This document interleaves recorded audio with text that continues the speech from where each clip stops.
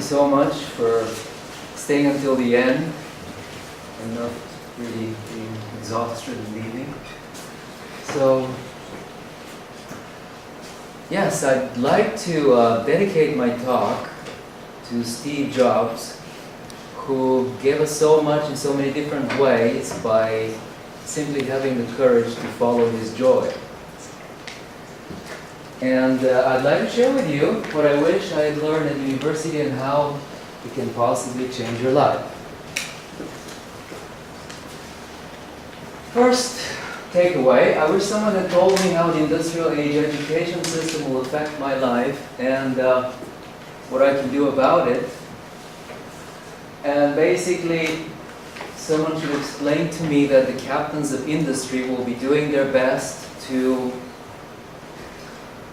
influence me so that I disconnect from my own uniqueness and become the same as just as everyone else. So that when I graduate, I will have no other option but to plug into the corporate system and live happily ever after. Now, nobody also explained to me that we live in the midst of a shift. I call it also the invisible revolution, because it's a shift from an industrial economy to what I call an inspiration economy.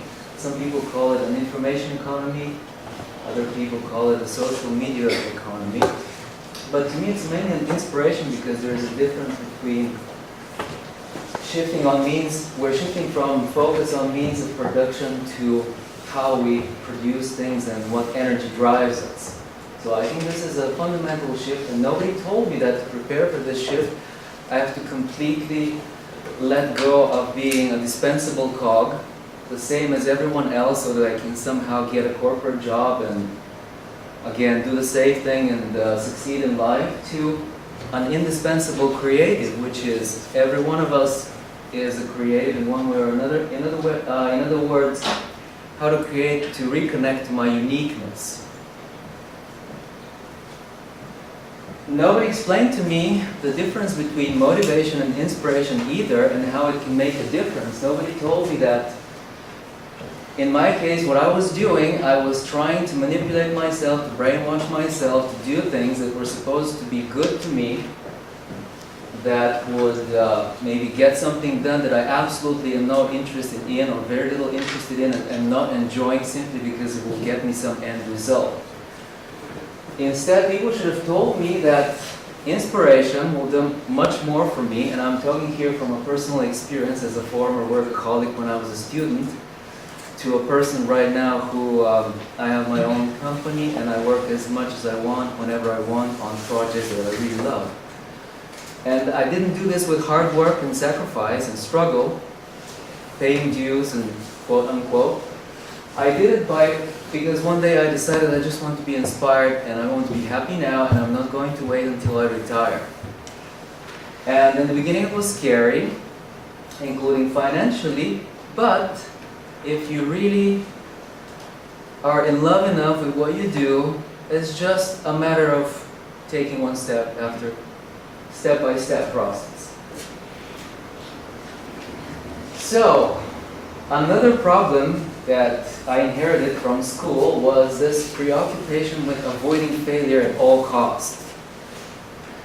This is what you're supposed to do also to get a corporate job. If you avoid failure and can demonstrate a stable, solid history of avoiding failure, you will qualify, they will get you. However, somebody should have told me that it's much more exciting to jump into the unknown. It might be scary in the beginning, but then you become experienced and find and make a new mistake every day. And somebody should have also told me that by making a new mistake every day, which is what I did at some point, I will accumulate such a unique experience that people will be really very happy to work with me, because I will give them unique shortcuts and ways of achieving what they want, which nobody else had, since they only work with information in books. Another crucial distinction is this shift from this dog-eat-dog view of the world. From competition to common mission. People should have explained to me at university that if I reconnect to my uniqueness, I will be obviously myself, unique, like everyone else on this planet. But when I'm connected to my uniqueness, I'm creative in my own way, and there is no competition. Competition is only possible if people are just like everyone else. Shaped, they even call it, as you know, batches, the batch of 2006, and nobody minds this. So, this also was an amazing shift for my clients, because they would come and they would be people with advanced degrees from Ivy League universities, and they would be kind of helpless in the social media space, and they would say, well, this competitor did this competitor did that, and I would tell them, look at these people as your peers. You just work together in the field and are trying to make a difference in an amazing field that you're passionate about. Once they let go of this tension, everything started really flowing, new projects, everything will happen effortlessly.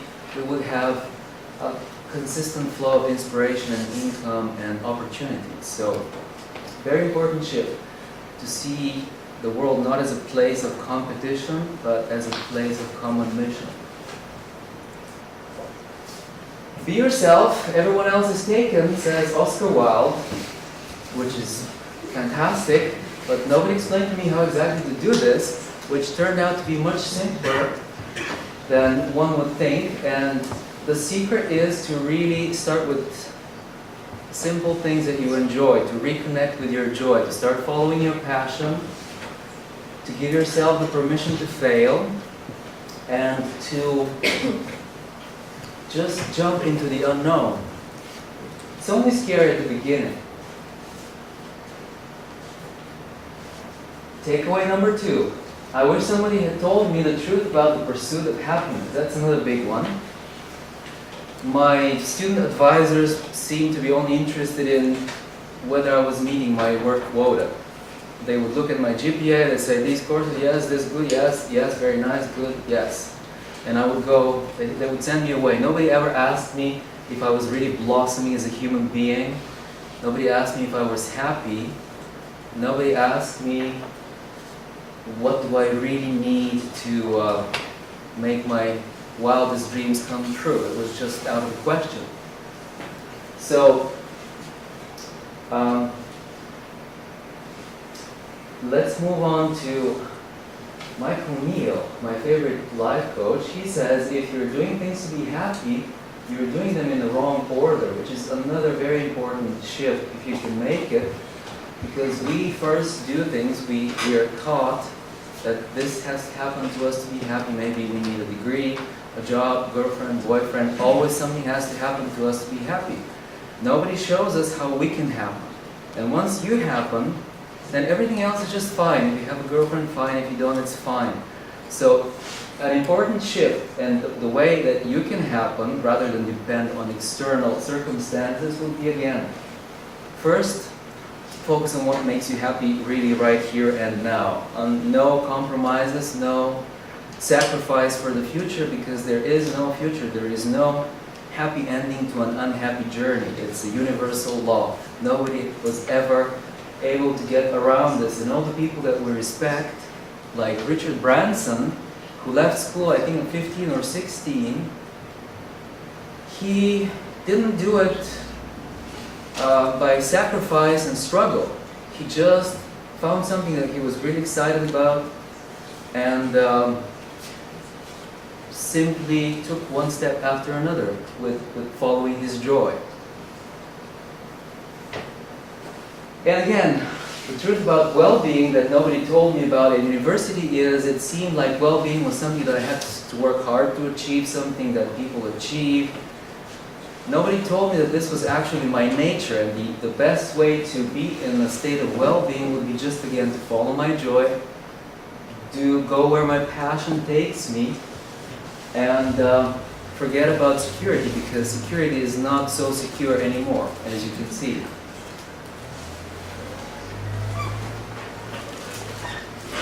If something is missing in your life, it's probably you. This one is by Robert Holden, which again takes you to the same place of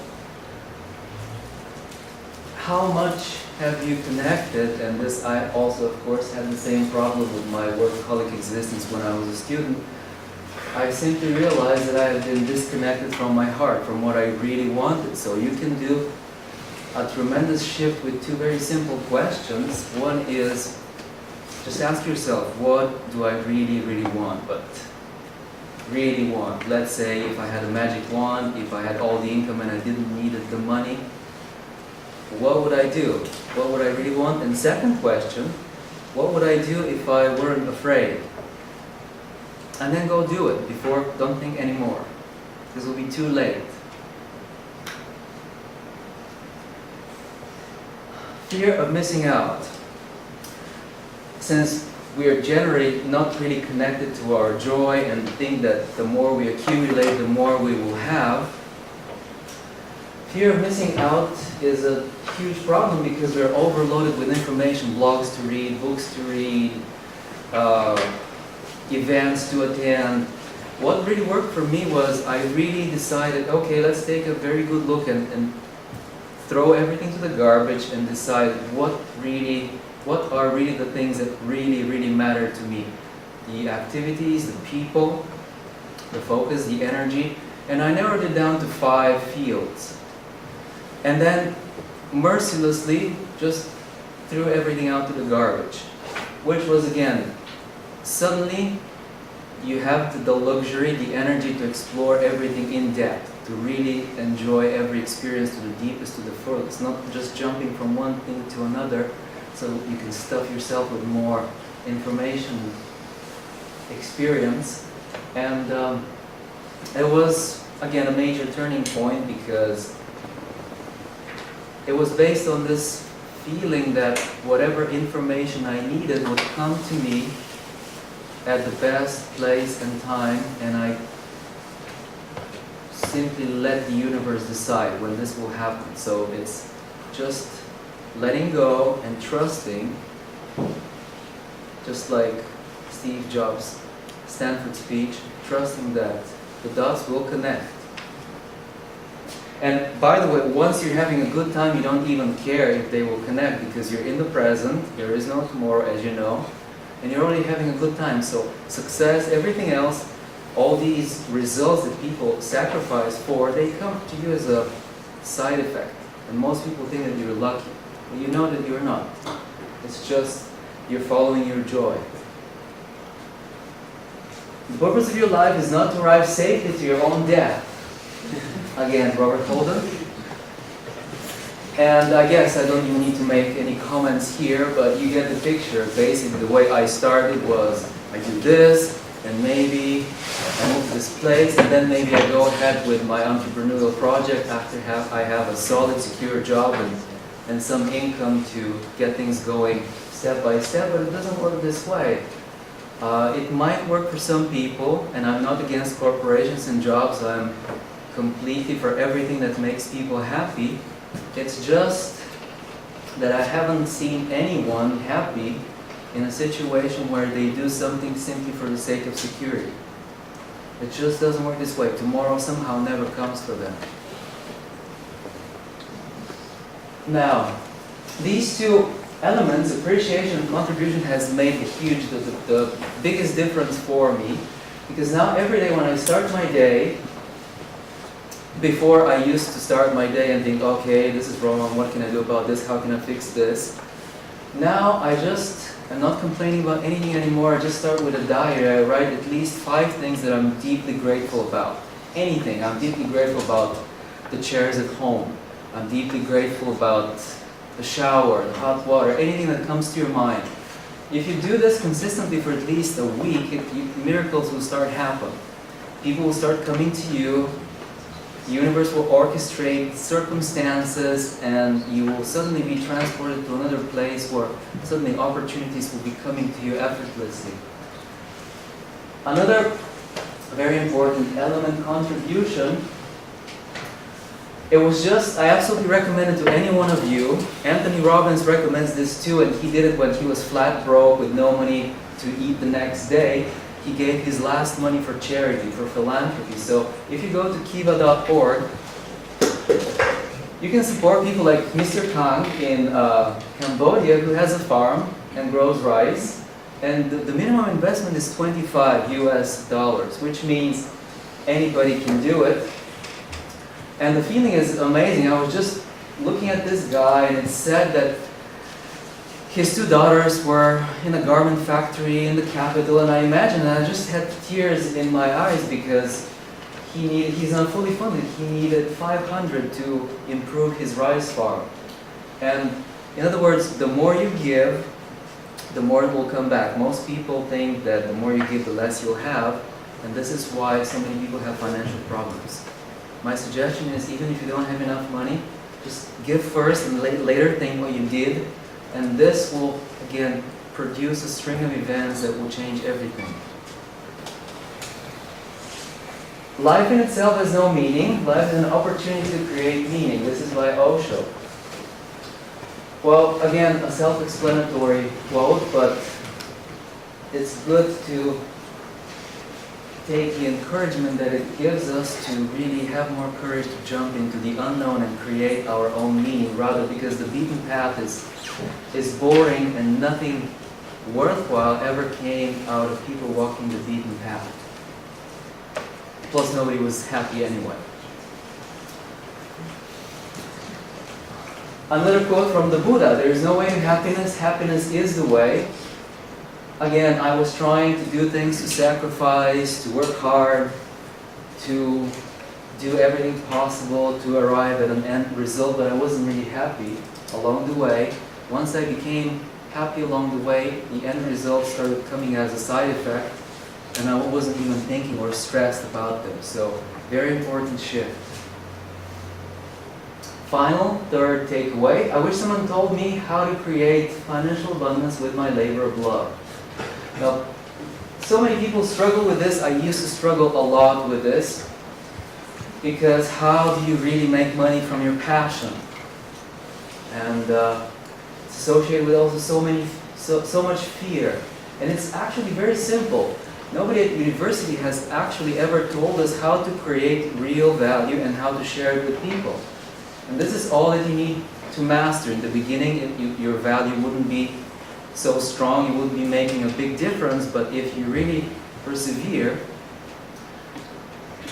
before long, you will be able to create valuable, in my case, art, programs, music, trainings, and people will start liking them.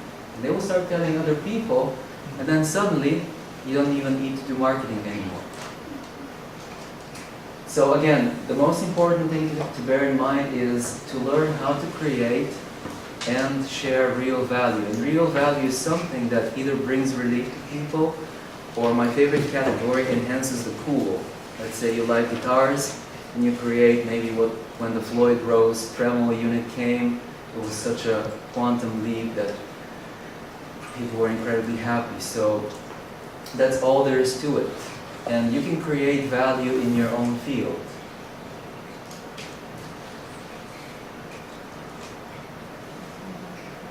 Let's see.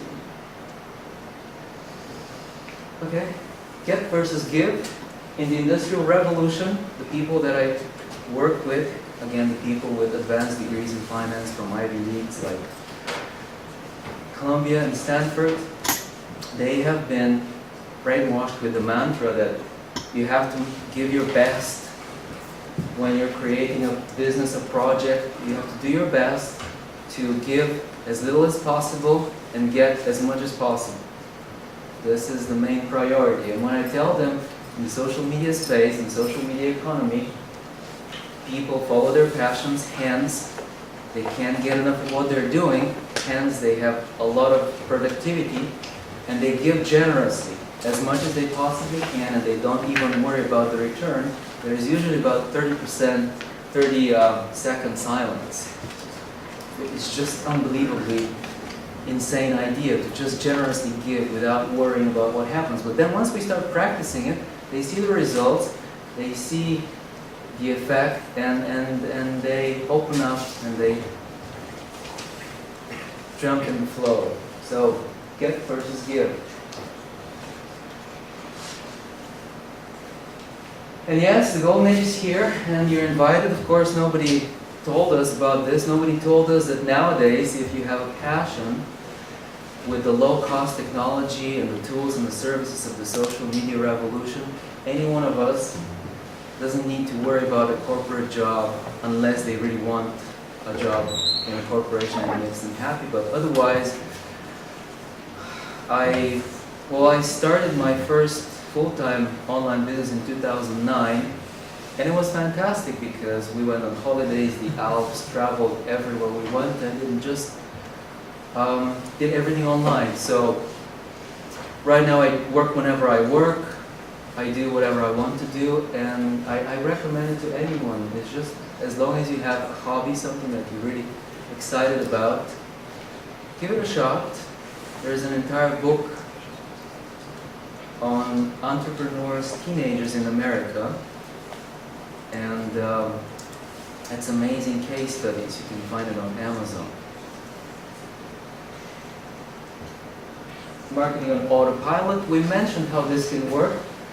For example, in my case, what I do, because I'm really excited about my projects, there is no way to be really passionate and not produce brilliant work. And people cannot get enough of it, and they cannot stop talking about you. Hence, I removed my contact form from my website in the beginning of 2011 because it's just much more fun to work with friends of friends. So my clients tell their friends and they get in touch with me, so I don't even have a contact form anymore. And this happens once you're really passionate about what you do. It wouldn't work if you're doing it for the money because it will feel like long hours. Whereas if you're passionate, for example, you don't have to motivate yourself to watch The Vampire Diaries maybe, or Battlestar Galactica, your favorite TV show. But it feels like you're just having a good time, and it gets better and better. Do you guys know who that is? Anybody? Keith Richards. Yes, Keith Richards, the Rolling Stones, and he knows what he's talking about. I'm sure he will agree. And he says making good records has very little to do with all the possibilities you've got. It's can you make the decision? And this is what stops so many people, and this is what they should have told me at university, that if I want to do something, I shouldn't think through the perspective of my current mental conditioning, my industrial age conditioning, whether it's possible or not, and decide, oh, this is just impossible. But I should just accept that it could be possible, start moving in that direction, and that universe will give me the different pieces of the puzzle in the right place and time. This is very important. So many people don't start because they don't see how it will happen. And you don't need to know how, just leave this to the universe, just make the next step.